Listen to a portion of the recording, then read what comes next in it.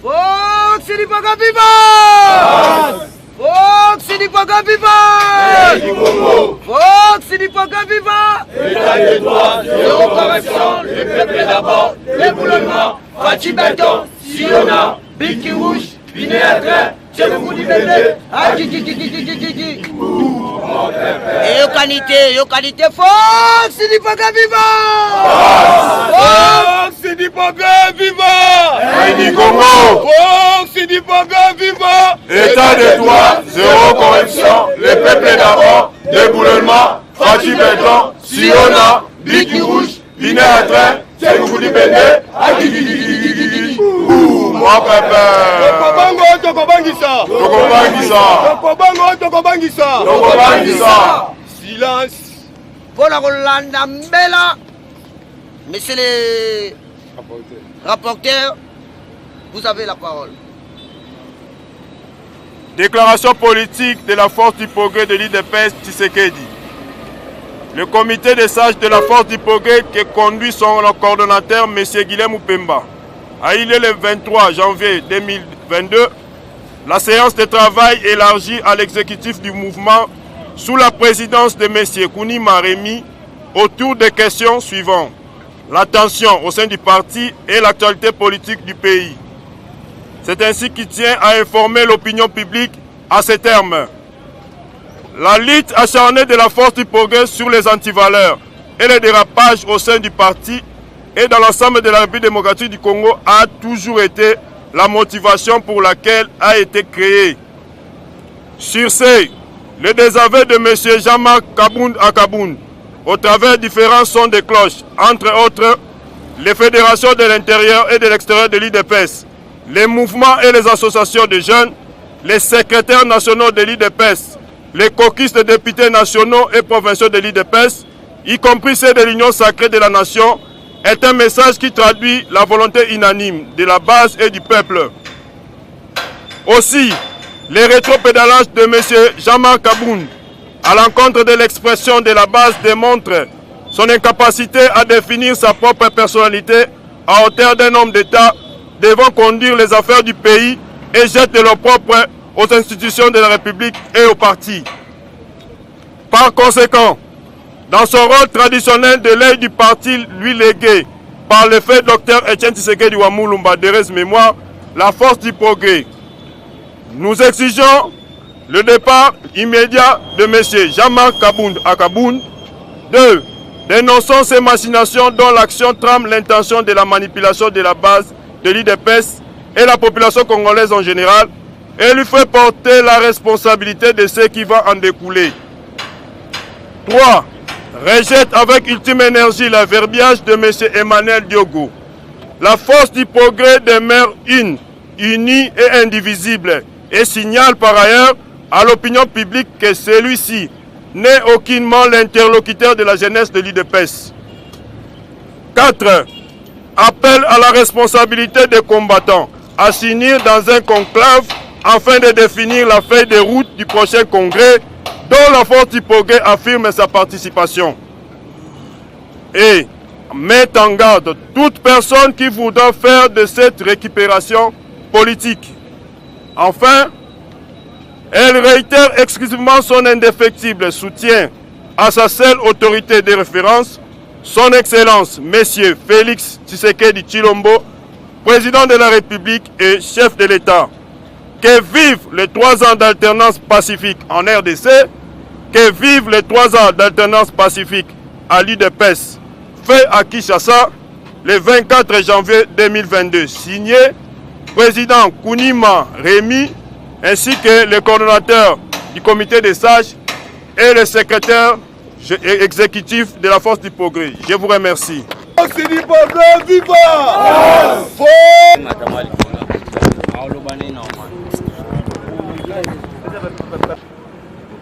Ligue des jeunes, Force du Progrès.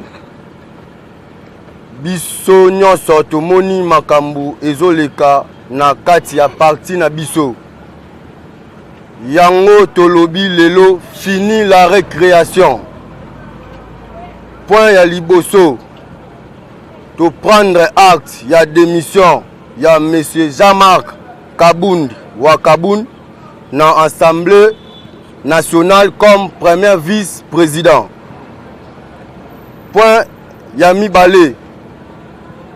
To exiger démission dans l'immédiat à la tête du parti P Aza interdit Yako accéder na permanence ya parti jusqu'à un nouvel ordre.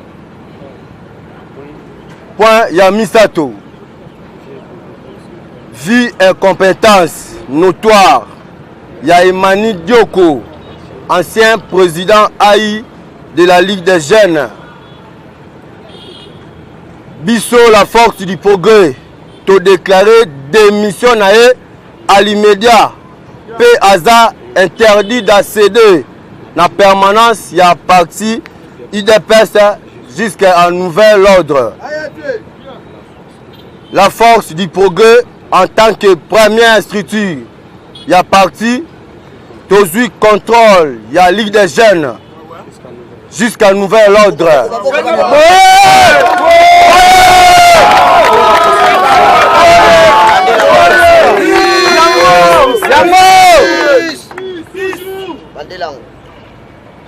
Bisso la Force du Progrès étant que l'aide du parti et l'aide du Congo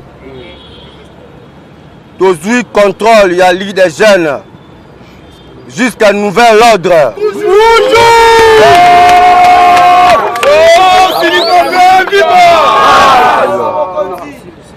Pour kosilisa à partir de l'élo, to instaurer état de siège na permanence. Pas d'entrée, pas de sortie. Oyo Amoni Maseki Azala Makasi. Vive la RDC, vive l'UDPS, vive la Force du Progrès, vive Fatih Béton toujours.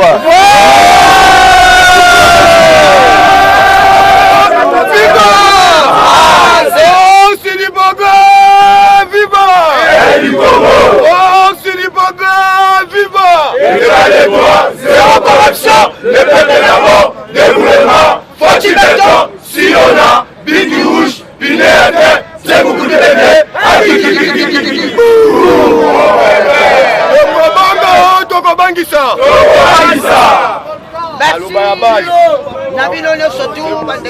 Yango te déclarer à partir d'aujourd'hui état de siège na permanence na biso, pas d'entrée, pas de sortir. Oh ya Monique, Yazakil Kong, entre Emani na Messi, Jean-Marc Kabunda, biso toko soit responsabilité na ye jusqu'au bout. Yangwana totalisi bino bandeko bapandisa ngo me masango mokili mobimbake ici à Limete, état de siège décrété par la Force du Progrès, pas d'entrée, pas de sortie. Bisonne Sosima ya Fatima. Merci na bino. Nde yango na kati ya IDPS pe bino boyebi, c'est la base. Tomonaki président Fachi akendaki asinyaki asalaki asinyaki na Genève na bandeko oyo bino moko boyebi wana. Mais na voie ya base nde esalaki signature wana elongwa. Kaka nde base elobi kaka ndenge pe kosalama.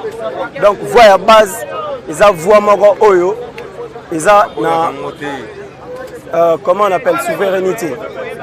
État de siège et là qui ici comment on appelle Bisso Force du Progrès, première structure.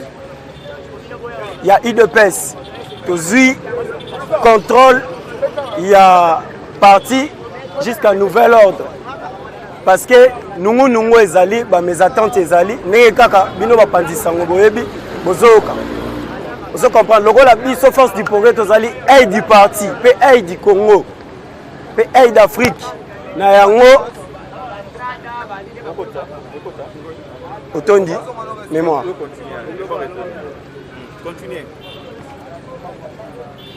On va continuer. Ouais. Comme force du progrès, ezali aide du parti, aide du Congo, aide d'Afrique. Na yango, tout état de siège jusqu'à nouvel ordre.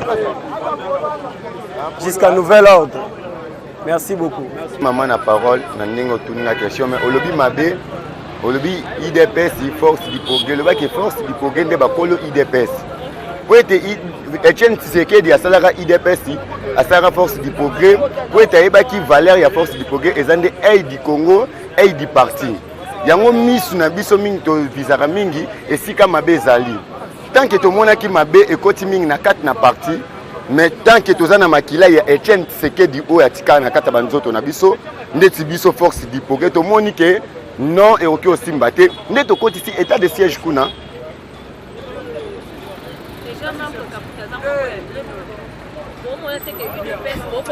Maman a posé une question. Batouana baoloba. Est-elle bon nani? Oh, eza biso moko IDPS. Eza bitumba na biso na kata parti na biso. Et loko o tozo ba Jean-Marc Kaboun. Jean-Marc Kaboun aza sous dinte ya kozala président a ina kata parti IDPS. Surtout babiloko o ya salimingi jeunesse ya IDPS, surtout force du progrès. Yango moni biso jeunesse ya IDPS auto telemi toza déterminé ya ko fâché pe ko bengana Jean-Marc azonga akende sika utaki parce que Jean-Marc ayaki kokuta monsieur Mavungu azalaki biso to longoli monsieur Mavungu nde to remplacer Jean-Marc to moni Jean-Marc to tieye ye akomi itilaire akangi IDPS komi ya ye privé yango moni biso ba combattant biso force du progrès aide du Congo aide du parti to sepeli tende to kotisi état de siège na kati ya parti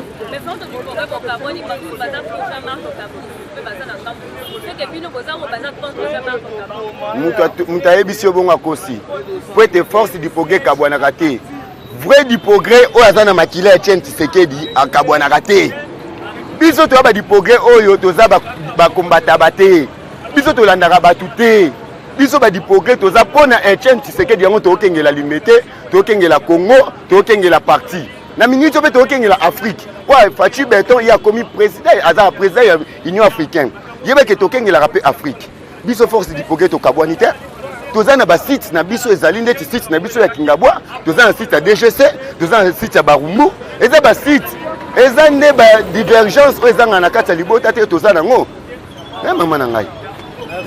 Merci. Bombate IDPS ezalaka pyramide renversée madame. Merci pour la maloba. Tokokende na contexte ya masolo nyonso tu oyo boyebi ya monsieur Kabunda ndenge asalir chef de l'État. Ya kokanga oyo azali garde républicain kokende na ye ko saboter ko ridiculiser. Grâce à histoire wana nde yango kosala ke yo mutu oyo za ko servir république na poste ya premier vice-président Olongwa atata parti etindaki yo ke nosala bango musala pona ko rapporter majorité Jean-Marc Kabunda décevoir biso toza sous content na été to komo mona zambilinga lokola yaza la position na ye alakisi biso ko yaza la position na ye dépasser la décision finale akende na décision finale a recruter ba nouveaux membres pas seulement les combattants mais aluka ba nouveau membre oyo akotia na parti na ye parce que biso koto tozoluka ndenge nini tokotambusa makambo na sembo. Cela ne veut pas dire que Jean-Marc Kabunda soka zate parti kokufa kolo parti c'est papa Etienne Tshisekedi wa Mulumba oyo akenda pe à son père na biso tout. Est-ce que parti kufa? Non. La force de l'IDPS c'est la force du progrès. Oyo to telemi bilombe oyo batiaka ordre na parti. C'est ça la force d'un parti politique comme biso bilombe ya solo to telemi to lobi Kabundi dégage na ko telemi la biso to beta bango nyonso tout mouvement ni yo telema lo bala biso kete ba telemi la force du progrès so kango au sein du parti bakolo masolo tozwi responsabilité na biso loko mona ke soki mboka yotambola malamu te tozalaka wana mpona ko rétablir ordre. C'est ça yango te décréter état de siège, te désavouer Jean-Marc Kabunda Kabound, te désavouer Ligue des Jeunes. C'est nous qui contrôlons tout au sein du parti. Merci madame. Mbote ndeko na ngai.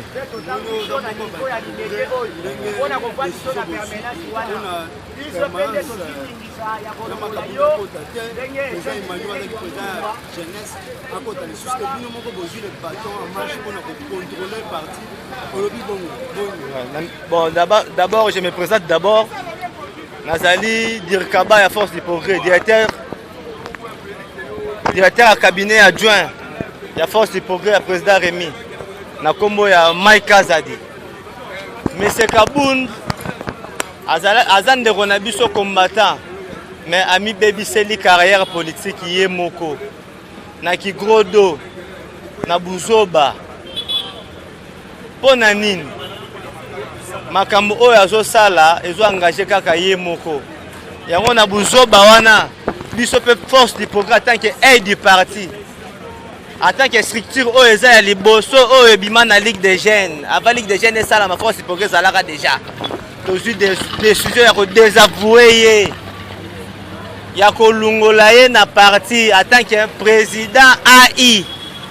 Et puis il y a Kolungolaye sous l'Assemblée nationale en tant que vice-président de l'Assemblée nationale.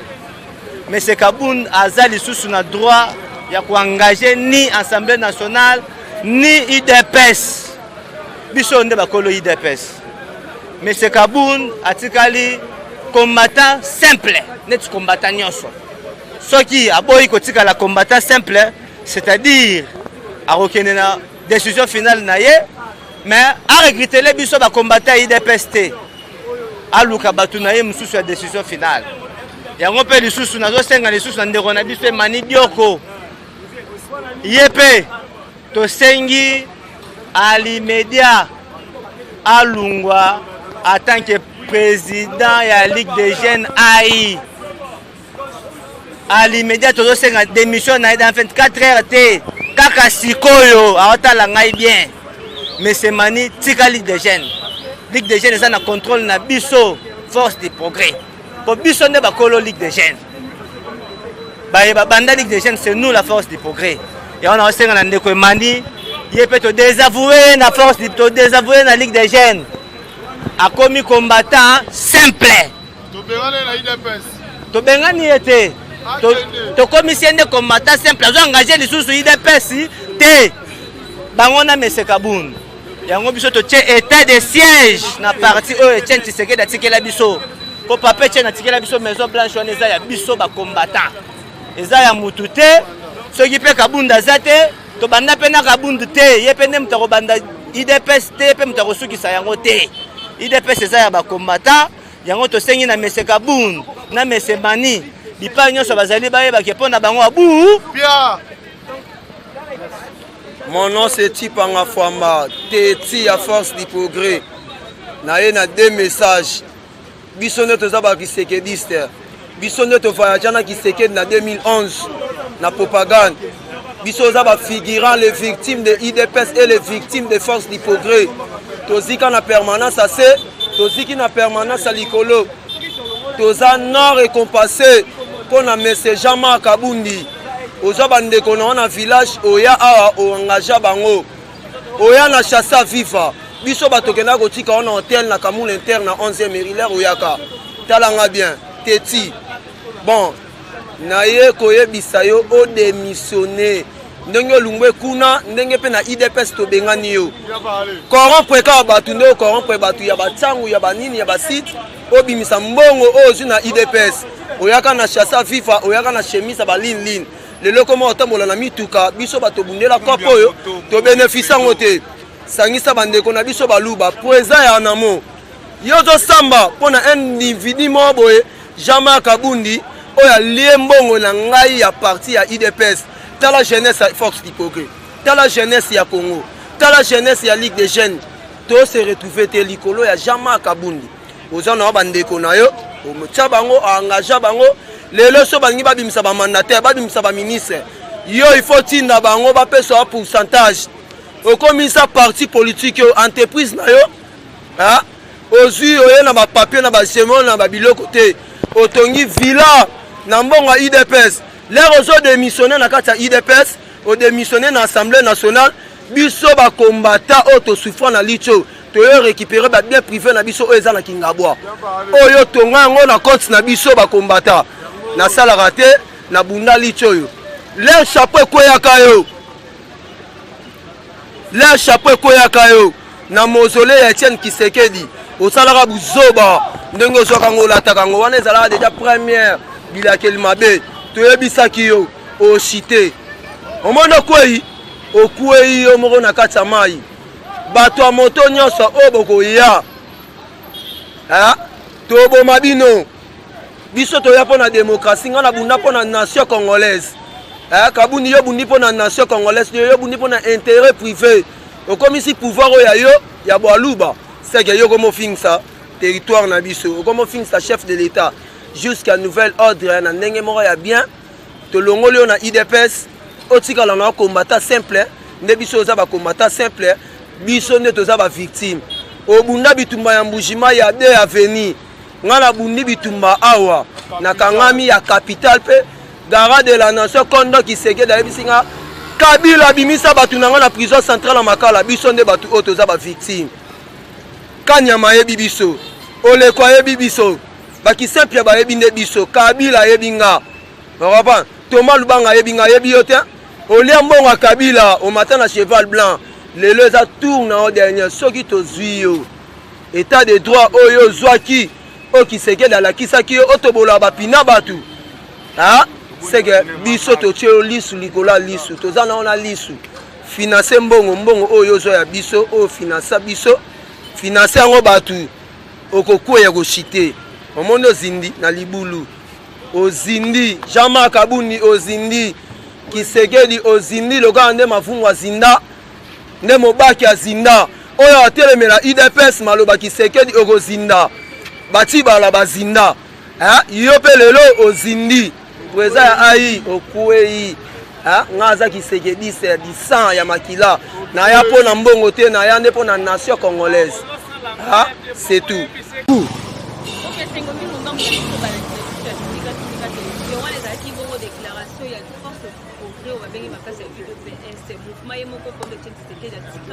na UDPS babaki na kosala déclaration na bango na mai matali oyo lobamaki na nsima awa koloba ete Jean-Marc Kabunda asalaki Jean-Marc Kabunda lobaki mais na bayebaki na kosala déclaration na bango par rapport ya mai matali masolo yango balobi ete bango na Jean-Marc Kabunda mpona bango esili balobi atikali combattant simple ya UDPS to balobi atikali combattant simple babeki tete balobi atikali combattant simple ya UDPS na caméra tika télévision tozanga kite kozwa maloba to ya bayimboka to pe prendre par rapport ya oyo kolekana to pe oyo koloma na kati ya mboka na boye nde tokutisi awa na pesi bino mbote bino nyonso bozwami na pesi bino mbote bino oyo nyonso bolingaka tika télévision abonnez-vous massivement tika télévision.